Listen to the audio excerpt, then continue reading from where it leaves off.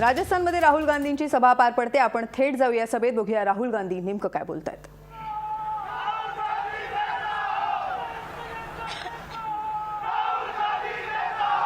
सारा काला धन कैश में नहीं है और सारा कैश काला धन नहीं है. मतलब जो कैश 99% हिंदुस्तानियों के पास है, जो कैश हमारी बहनों के पास है, जो कैश हमारे युवाओं के पास है, वो काला धन नहीं है.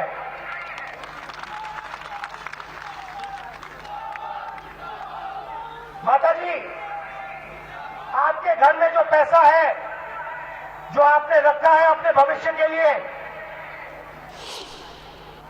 वो काला नहीं है, वो सफेद है, वो ईमानदारी का पैसा है, वो आपके खून पसीने का पैसा है. दूसरी तरफ 1% लोग, 50 परिवार, उनके घर में लाखों करोड़ रुपया है, वो काला है, वो ईमानदारी का पैसा नहीं है.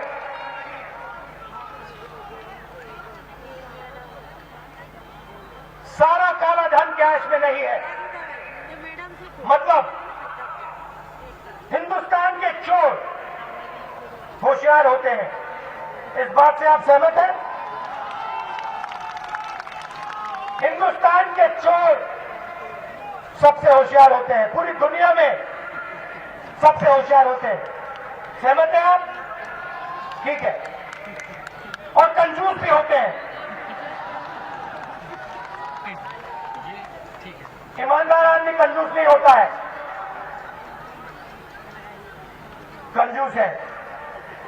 ये अपना काला धन कैश में नहीं रखते हैं. ये अपना काला धन रियल एस्टेट में रखते हैं, जमीन में रखते हैं, स्विस बैंक अकाउंट में रखते हैं और सोने में रखते हैं, क्योंकि ये चाहते हैं कि इनके पैसे के बल पर और पैसा बने. अब मैं आपको एक और आंकड़ा देता हूं. मेरा आंकड़ा नहीं है, एनडीए सरकार ने पार्लियामेंट हाउस में बोला. हिंदुस्तान के काले धन को अगर आप देखें, 6% काला धन कैश में है, 94% काला धन जमीन में, सोने में और विदेशी बैंक अकाउंट में है. 94% काला धन जमीन में, स्विस बैंक अकाउंट्स में और सोने में. 1% जनता के पास, अमीर लोगों के पास. अब मैं आपसे एक सवाल पूछना चाहता हूं. नरेंद्र मोदी जी ने अपना निशाना 99% लोगों पे क्यों लगाया, 1% लोगों पे क्यों नहीं?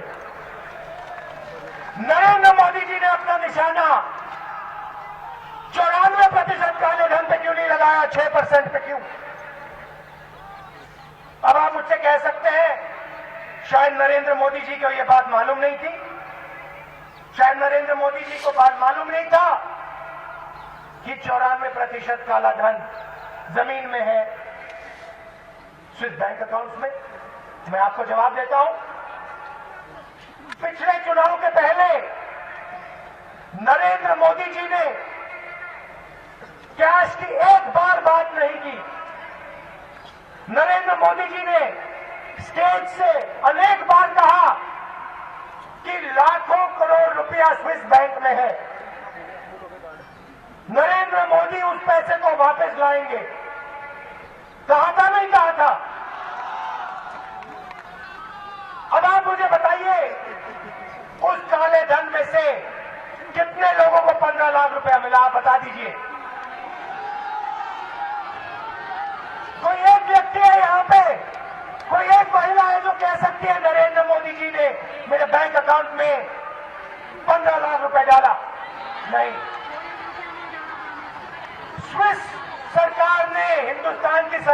एक लिस्ट भेजी है। हिंदुस्तान के सब स्विस बैंक अकाउंट होल्डर्स की लिस्ट है। उसमें हर एक स्विस बैंक अकाउंट होल्डर का नाम है। हमने नरेंद्र मोदी जी की सरकार से पूछा, बताइए आपको स्विट्जरलैंड की सरकार ने ये नाम भेजे हैं? पार्लियामेंट में उन्होंने हमें जवाब दिया, हां जी भेजे हैं। मैं नरेंद्र मोदी जी से पूछना चाहता हूं, उन चोरों के नाम आपने लोकसभा में, राज्यसभा में क्यों नहीं रखे और कब रखोगे?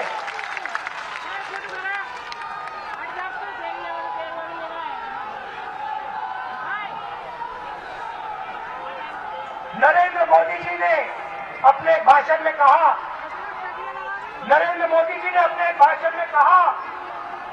नोटबंदी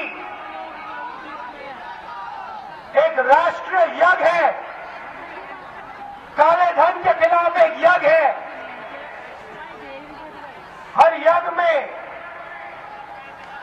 बलि चढ़ती है, सही बात है ना? मैं आपको बताता हूं ये यज्ञ किसके लिए हुआ और इस यज्ञ पे किसकी बलि चढ़ी, मैं अभी आपको बताता हूं।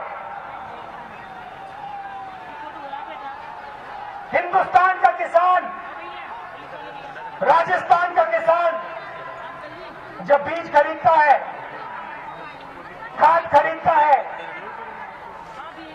वो अपने मोबाइल टेलीफोन से नहीं खरीदता है, वो कैश में खरीदता है, सही बात? नरेंद्र मोदी जी, आपने हिंदुस्तान के किसान के कैश को जला दिया। आपके नोटबंदी के यज्ञ में हिंदुस्तान और राजस्थान के किसान की बलि चढ़ी है।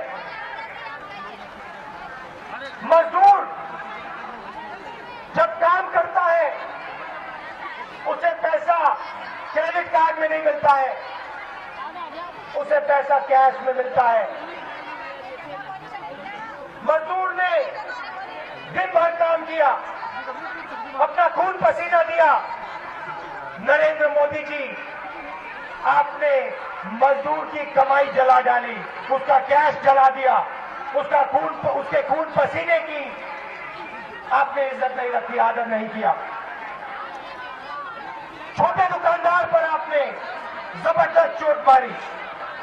आपने रोजगार की बात की थी, आपने कहा था 2 करोड़ युवाओं को मैं 1 साल में रोजगार दिलवाऊंगा।